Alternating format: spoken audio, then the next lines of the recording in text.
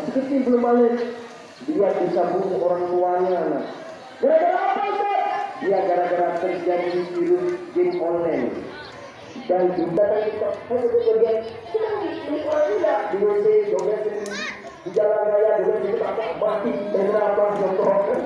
Makanya jangan ikuti yang handphone yang di yang bagus bagus. Nah adik-adik, Rasulullah juga mencontohkan kepada kita, Rasul itu berakhlaknya baik, tutur katanya baik. Berapa sifat Nabi? Ada berapa sifat Nabi?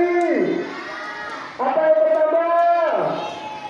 Itu apa di sini? Jujur. Kedua apa? Tabligh, menyampaikan. Ketiga apa?